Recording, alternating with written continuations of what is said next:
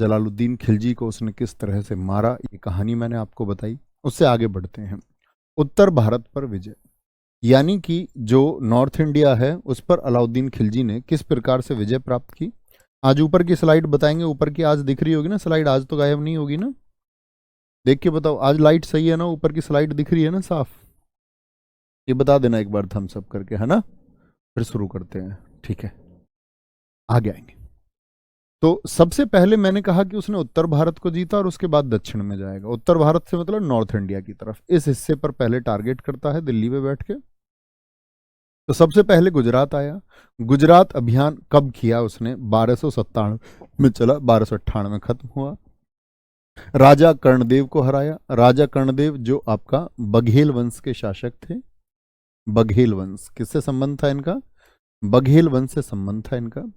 बघेल वंश के शासक राजा कर्णदेव को हराता है और उनकी पत्नी कमला देवी से शादी कर ली। क्या जी कमला देवी में मना नहीं किया शादी को, नहीं जी, कमला देवी ने मना नहीं किया। क्या बोलेंगे, कमला देवी ने मना नहीं किया और कमला देवी शादी कर लेती अलाउद्दीन खिलजी से। और कमलेवा देवी को ही जो उपाधि मिली अलाउद्दीन खिलजी के द्वारा वो मिली मल्लिकाए जहां। अलाउद्दीन खिलजी ने किसको मल्लिका ए जहां की उपाधि दी थी, किसकी, मल्लिका ए जहां की उपाधि दी थी। क्या बोलेंगे जी, आपका ये उपाधि दी थी कमला देवी को। कमला देवी तो ये समझ लो इसकी बेटी और है, बेटी है इसकी जो 6 महीने की थी, ठीक है। उसको भी अलाउद्दीन खिलजी ले गया। यहां देखने की बात यह है कि ये जो गुजरात का शासक है कर्णदेव, जब ये हार गया तो ये भाग के पहुंच गया। भाग के कहां पहुंचा, ये हार गया तो अपनी जान बचाने के लिए ये गया दक्षिण में। कहां चला गया, गुजरात से दक्षिण में। और दक्षिण में अलाउद्दीन खिलजी ने 1296 में कहां पर अभियान किया था, बोलेंगे जरा। आप कहेंगे भैया अलाउद्दीन खिलजी 1296 में गद्दी पर बैठने से पहले, गद्दी पर बैठने से पहले देवगिरी गया था। देवगिरी गया था वो 1296 में, ये बात याद है। मैंने एक बात और कही थी, 1296 के बाद में वो 1307 में फिर से गया। 1307 में फिर से जाने का कारण जो रहा, दो कारण थे कि देवगिरी का जो रामचंद्र देव था उसने टैक्स देना बंद कर दिया अलाउद्दीन खिलजी को, और दूसरा कारण था कमला देवी की बेटी। इस कमला देवी को अपनी बेटी की कभी याद नहीं आई और अपनी बेटी को ये 10 साल बाद याद करती है और कहती है मुझे मेरी बेटी चाहिए। तब रामचंद्र देव के यहां जाकर के आक्रमण करना पड़ा अलाउद्दीन खिलजी को। बोला मल्लिकाए जहां तुम्हारी बेटी को जरूर लेके आएंगे, जरूर लेके आएंगे, ठीक है। चलो जी, यहीं से मलिक काफूर यानी 1000 दिनारी को इसने खरीदा। मलिक काफूर मैंने कहा पहले एक हिंदू व्यक्ति था, इसके साथ अत्याचार हुए। इसको बच्चे दरअसल में ये भी कहते हैं कि ये मलिक काफूर को बनाया गया इस तरह से, क्योंकि बहुत सुंदर लड़का था ये, बहुत सुंदर लड़का था। तो मलिक काफूर को कहते हैं कि इसको हिजड़ा भी बनाया गया है, ठीक है। ऐसी प्रवृत्ति उसकी कर दी गई, इतिहासकार उस बात से सहमत है और कहते हैं। तो मलिक काफूर को यहां से 1000 दिनार में खरीदा गया, किसके द्वारा, अलाउद्दीन खिलजी के द्वारा। तो गुजरात जीत लिया। गुजरात के बाद राजस्थान आएगा। क्या बोलेंगे, गुजरात के बाद में राजस्थान आएगा। रणथंबोर का अभियान कब किया, 1301 में। यहां रणथंबोर में शासक कौन है, हमीर चौहान। हमीर चौहान, इनकी पत्नी का नाम था रंगदेवी और रंगदेवी ने जौहर कर लिया। सारी की सारी पत्नी, क्या बोलेंगे, आपका कमला देवी के जैसी नहीं होती। सारी पत्नियां क्या धन की ख्वाहिश नहीं रखती, सारी पत्नियां ये नहीं सोचती कि दिल्ली का राजा कौन है। रंग देवी जैसी पत्नियां भी होती हैं। जौहर का मतलब होता था अपनी इज्जत और अपने सम्मान की खातिर अपनी जान दे देना, लेकिन विदेशी खेमे में जाके शामिल ना होना। और ऐसा ही किया रंग देवी ने, जौहर कर लिया, यानी स्वयं की जान दे दी, स्वयं को आग के हवाले कर दिया। भारतीय इतिहास में बच्चे आपको अगर आप देखेंगे इतिहास में जो राजपुताना किस्से हैं उसमें आपको बहुत कहानियां मिलेंगी कि उन महिलाओं ने अपनी आबरू कि कोई विदेशी या फिर अन्य व्यक्ति या अन्य कोई ऐसा सरदार जिसको उनकी चाहत है वो उनको स्पर्श भी ना कर पाए, छू भी ना पाए, इसके लिए वो जौहर कर लेती थी, ठीक है। आगे कोई दिक्कत? रणथंबोर का अभियान, यहाँ पर हमीर चौन को जो धोखा दिया इनके ही व्यक्ति रणमल ने दिया। दक्षिण में बहुत बार अपने लोग धोखा दे देते हैं। तीसरा अभियान सबसे इंपॉर्टेंट है, इससे सबसे ज्यादा एसएससी क्वेश्चन पूछता है। 4 अभियानों में से तीसरा अभियान चित्तौड़गढ़ का अभियान है 1303 का। यहां पर राजा थे राणा रतन सिंह, इनकी पहली पत्नी है नागमती, पहली पत्नी राणा रतन सिंह जी की। राणा रतन सिंह जी की दूसरी पत्नी है पद्मिनी। यहां पर भी एक किस्सा है, और ये किस्सा है इनके ऊपर लिखी गई पुस्तक पद्मावत का, जिसमें पद्मावत को लिखा है मलिक मोहम्मद जायसी ने। तो मलिक मोहम्मद जायसी ने यहां पर वर्णन किया है। इसमें एक खंड आता है नागमती का वियोग वर्णन, यानी नागमती जब अपने पति को देखती हैं कि वो उनका प्यार रानी पद्मिनी की तरफ जा रहा है, तो पहली पत्नी को वियोग तो होगा ही, क्योंकि रानी पद्मिनी भारत की नहीं थी, वो श्रीलंका की थी, सिंघल प्रदेश की थी। तो कहते हैं कि एक बार राणा रतन सिंह जी ने रानी पद्मिनी को देखा नहीं था, उन्होंने एक तोते को देखा उससे पहले। तो तोता हीरामन तोता है, उस तोते की गर्दन इतनी सुंदर है, बहुत सुंदर गर्दन है, और इतनी सुंदर गर्दन कि उसने बोला कि इससे ज्यादा खूबसूरत कोई चीज दुनिया में शायद ही होगी। हीरामन तोते ने बोला कि राणा गलत कहते हो, सिंघल देश की राजकुमारी रानी पद्मिनी को नहीं देखा। तब इनका प्रेम संबंध स्थापित होता, उसके बाद शादी होती है ये। तब इनकी दूसरी पत्नी बनती है रानी पद्मिनी। रानी पद्मिनी के लिए भी लिखा हुआ है, इन्होंने भी जौहर किया था। जब अब यहाँ पर बहुत सारी कथाएं हैं। एक तो जो आपने देखा होगा पद्मावत में, तो मूवी किसी इतिहास को नहीं बता सकती, प्रकाश डाल सकती है। मूवी में मनोरंजक चीजें भी रखी जाती हैं। मूवी वो अच्छी जिसमें मनोरंजन के लिए कुछ ना रखा गया हो।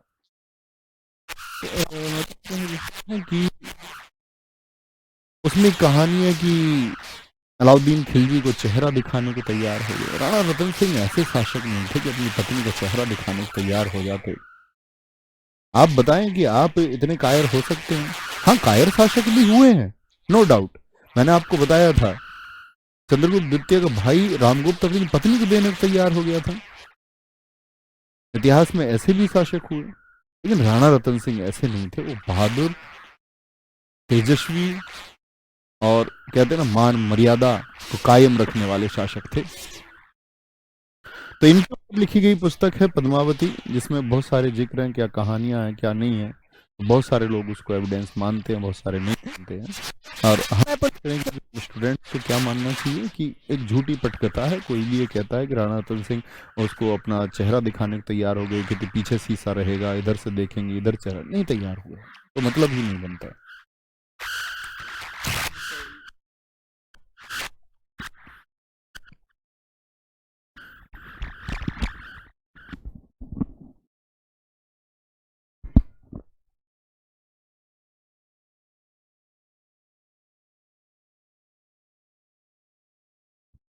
Hello hello hello hello hello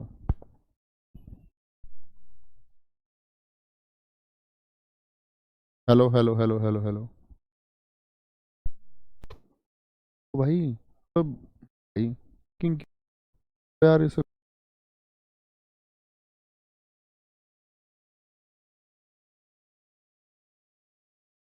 पहले आक्रमण में जब इन दोनों की मीटिंग हुई, हकीकत ये है कि राणा रतन सिंह जी की और जो मुलाकात होती है, तो उसमें अलाउद्दीन खिलजी छल कर देता है और राणा रतन सिंह जी को कैद कर लेता है, और कैद के बदले में मांगता है रानी पद्मिनी को, कि रानी पद्मिनी मुझे दी जाए। ठीक है, तो ऐसी डिमांड वो रख, समझे बात को। तो यहाँ पर इनके 2 सेनापति हैं। किनके सेनापति थे? राणा रतन सिंह जी के सेनापति हैं गोरा और बादल, जो लड़े। ठीक है, तो इनका बहुत शानदार सा किस्सा आता है। अभी आवाज ठीक आ रही होगी तो बताएंगे एक बार।